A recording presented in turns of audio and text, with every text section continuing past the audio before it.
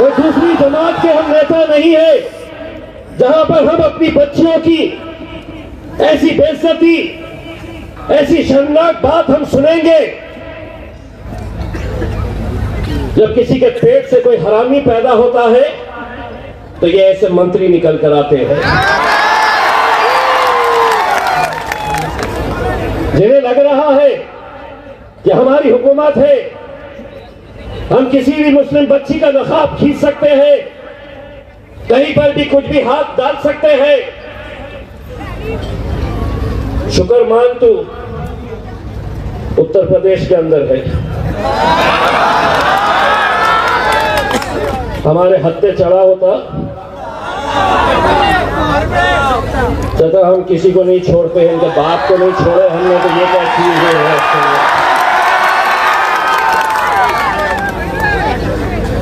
एक हद होती है मेरे भाई, लेकिन इस घटना ने एक बात तो हमें बता दिया है कि इस मुल्क के अंदर जिस दौर में हम रह रहे हैं वो कैसा दौर है। हो सकता है कि मेरे इस बयान को कोई अखबार वाले, कोई टेलीविजन वाले ये दिखाए कि इम्तियाज जलील की जबान फिस गई, उन्होंने एक मंत्री को धमकी दे डाली। मैंने धमकी नहीं दिया हूं।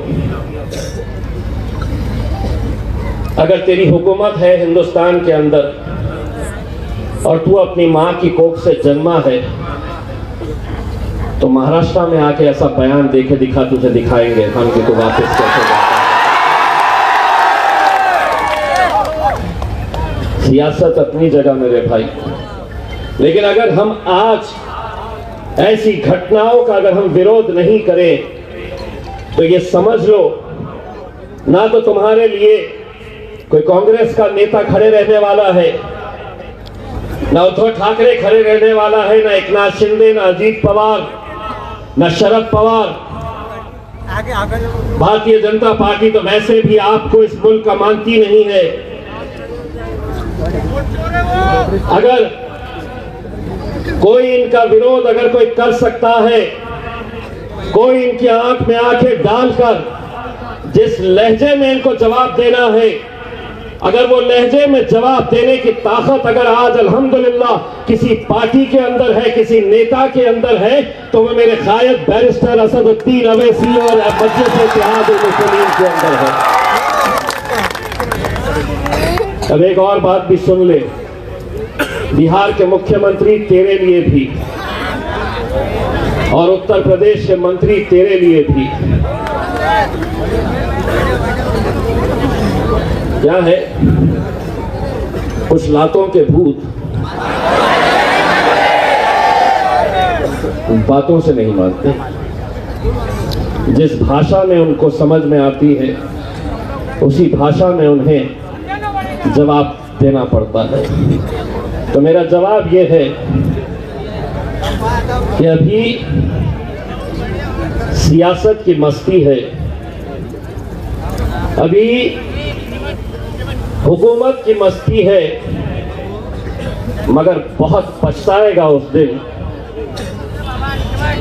तू हमसे क्या, हमारे साए से भी घबराएगा उस दिन। अभी हुकूमत की मस्ती है, मगर बहुत पछताएगा उस दिन। तो हमसे क्या, हमारे साए से भी घबराएगा उस दिन। जिस दिन हमारे हाथ से छूटेगा सब्र का दामन, तुझे तेरी औकात का पता चल जाएगा उस दिन। हर चीज, हर बात हम सुनने के लिए नहीं है कि तुम कुछ भी करेंगे, तुम कुछ भी बोलेंगे और हम सिर्फ सुनने का काम करेंगे। मैं बैरिस्टर असदुद्दीन अवैसी साहब को मानने वाला हूं।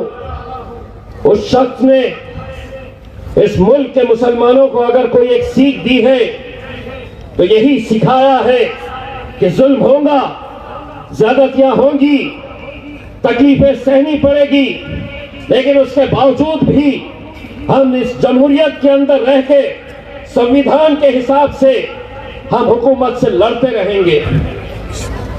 और लड़ने का मतलब यह है कि सारे लोगों को इस बात की तकलीफ है कि हम हर एक के सामने सर झुका नहीं रहे हैं। उन्हें तकलीफ इसी बात की हो रही है कि एक कांग्रेस का मुसलमान है वो खामोश रहता है, अजीत दादा के पीछे गुलामी करने वाले बहुत सारे मुस्लिम लीडर्स हैं वो खामोश रहते हैं, उद्धव ठाकरे को मानने वाले मुसलमान वो खामोश रहते हैं। लेकिन ये कैसा बोलते हैं, ये क्यों बोलते हैं? इसलिए बोलते हैं कि हमने इतने सालों तक तुमको सुना है, तुम बोलते थे और हम सुनते थे, लेकिन अब मेरे कायद बैरिस्टर असदुद्दीन अवैसी साहब ने हमको ये सिखाया है, अब हम बोलेंगे और तुम्हारे बाप को भी सुनना पड़ेगा, सुनना पड़ेगा। इसलिए सुनना पड़ेगा तो छोटी सी बच्ची का जोश देखकर, ये इसलिए सुनना पड़ेगा बेटी, इसलिए सुनना पड़ेगा कि सभी का खून शामिल है इस मिट्टी में। ये मुल्क किसी के, ये बार बार इन्हें याद दिलाना पड़ता है। क्यों याद दिलाना पड़ता है? इसीलिए कि क्या है, आदत पड़ गई है लातों के भूत। अब आज का ही मैं एक उदाहरण देता हूं। मेरे शहर में एक मंत्री है,